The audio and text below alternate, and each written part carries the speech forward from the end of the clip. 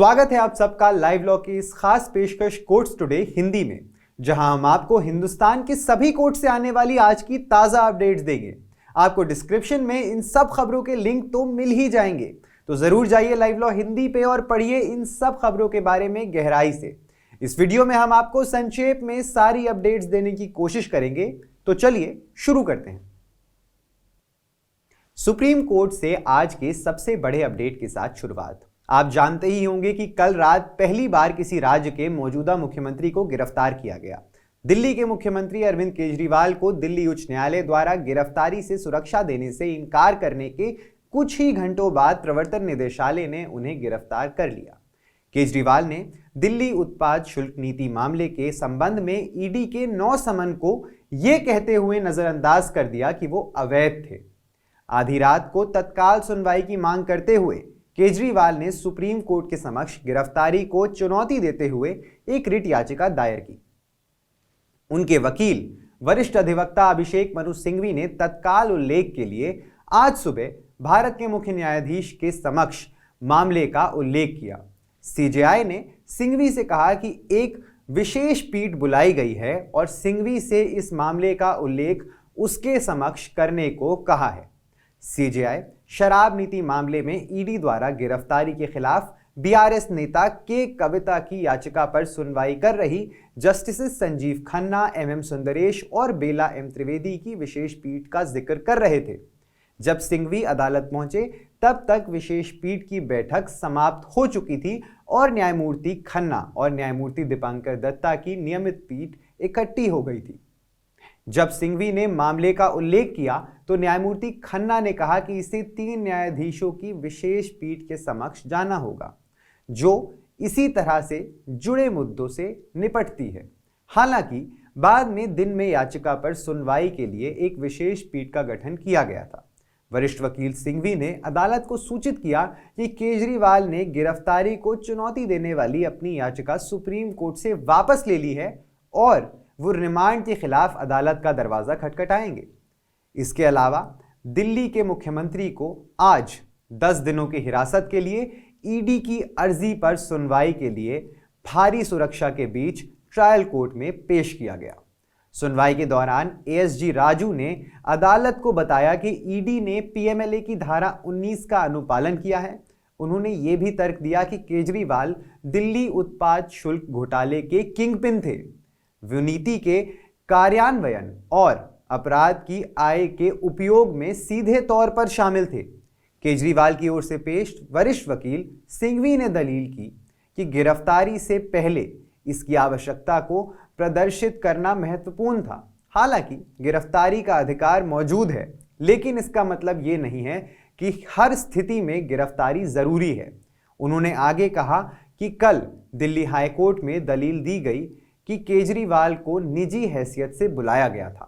हालांकि आज ED remand में पार्टी को कंपनी बताते हुए विभिन्न पहलुओं का जिक्र करते हुए सामग्री उपलब्ध करा रही है। कोर्ट ने अर्जी पर फैसला सुरक्षित रख लिया। रिमांड से संबंधित अपडेट के लिए हमारे साथ बने रहें। केजरीवाल की मुसीबतें और भी बढ़ गई हैं। दिल्ली उच्च न्यायालय के समक्ष एक जनहित याचिका दायर की गई है, जिसमें उन्हें दिल्ली के मुख्यमंत्री पद से हटाने की मांग की गई है, जिसमें कहा गया है कि वित्तीय घोटाले के आरोपी को सार्वजनिक रूप से मुख्यमंत्री बने रहने की अनुमति नहीं दी जानी चाहिए। वहीं आम आदमी पार्टी के मंत्री मीडिया में बयान दे रहे हैं कि केजरीवाल अपने पद से इस्तीफा नहीं देंगे और जरूरत पड़ी तो जेल के अंदर से ही सरकार चलाएंगे। दिल्ली उच्च न्यायालय ने 2G स्पेक्ट्रम आवंटन घोटाला मामले में पूर्व टेलीकॉम मंत्री और वर्तमान लोकसभा सांसद ए राजा और कई अन्य को बरी करने के फैसले को चुनौती देने वाली केंद्रीय जांच ब्यूरो यानी सीबीआई की अपील शुक्रवार को स्वीकार कर ली। न्यायमूर्ति दिनेश कुमार शर्मा ने सीबीआई द्वारा दायर लीव टू अपील पर यह आदेश सुनाया। फैसला 14 मार्च को सुरक्षित रखा गया था। अपील की अनुमति या लीव टू अपील अदालत के फैसले के खिलाफ अपील करने की अनुमति होती है। सुप्रीम कोर्ट ने शुक्रवार 22 मार्च को भारत राष्ट्र समिति यानी बीआरएस की एमएलसी और तेलंगाना के पूर्व सीएम के चंद्रशेखर राव की बेटी के कविता द्वारा उनकी गिरफ्तारी को चुनौती देने वाली रिट याचिका पर प्रवर्तन निदेशालय को नोटिस जारी किया। दिल्ली उत्पाद शुल्क नीति मामले के संबंध में कोर्ट ने उन्हें जमानत के लिए ट्रायल कोर्ट में जाने को भी कहा। इस मामले में पहले आप नेता मनीष सिसोदिया और संजय सिंह को गिरफ्तार किया गया था। कल ईडी ने इस मामले में दिल्ली के सीएम अरविंद केजरीवाल को भी गिरफ्तार किया था। दिल्ली हाई कोर्ट ने शुक्रवार को कर अधिकारियों द्वारा 3 साल 2014-15, 15-16 और 16-17 के लिए आयकर पुनर्मूल्यांकन कार्यवाही शुरू करने के खिलाफ भारतीय राष्ट्रीय कांग्रेस द्वारा दायर याचिका को खारिज कर दिया। न्यायमूर्ति यशवंत वर्मा और न्यायमूर्ति पुरुषिंदर कुमार गौरव की खंडपीठ ने कहा कि कांग्रेस ने मूल्यांकन पूरा करने का समय समाप्त होने से कुछ दिन पहले और कार्यवाही के अंतिम चरण में अदालत का दरवाजा खटखटाने का विकल्प चुना था। एक महत्वपूर्ण फैसले में Allahabad High Court Lucknow Bench ने UP Board of Madrasa Education Act 2004 को धर्मनिरपेक्षता के सिद्धांत का उल्लंघन करने वाला असंवैधानिक घोषित कर दिया है। विस्तृत निर्णय की प्रतीक्षा है। कानून को अल्ट्रा वायर्स घोषित करते हुए न्यायमूर्ति विवेक चौधरी और न्यायमूर्ति सुभाष विद्यार्थी की खंडपीठ ने उत्तर प्रदेश सरकार को एक योजना बनाने का भी निर्देश दिया ताकि वर्तमान में मदरसों में पढ़ रहे छात्रों को औपचारिक शिक्षा प्रणाली में समायोजित किया जा सके। यह फैसला राज्य सरकार द्वारा राज्य में इस्लामी शिक्षा संस्थानों का सर्वेक्षण करने के निर्णय के महीनों बाद आया है और इसने विदेशों से मदरसों के लिए धन की जांच के लिए अक्टूबर 2023 में एक एसआईटी गठन का भी निर्देश दिया है।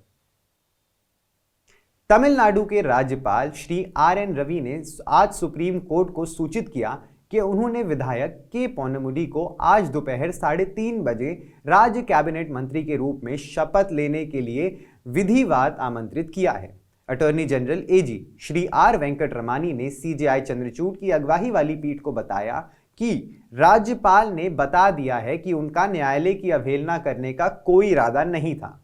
एजी ने प्रस्तुत किया कि राज्यपाल के अनुसार उन्होंने इस मुद्दे पर केवल सुप्रीम कोर्ट के कुछ निर्णयों के आधार पर निर्णय लिया।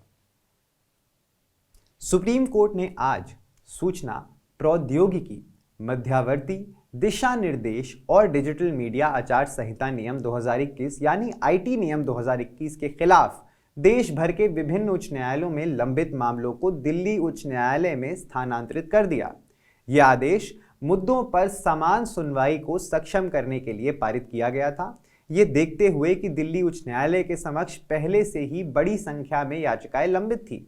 न्यायमूर्ति ऋषिकेश रॉय और न्यायमूर्ति प्रशांत कुमार मिश्रा की पीठ ने जब आदेश पारित किया तो वो कई याचिकाओं पर विचार कर रही थी।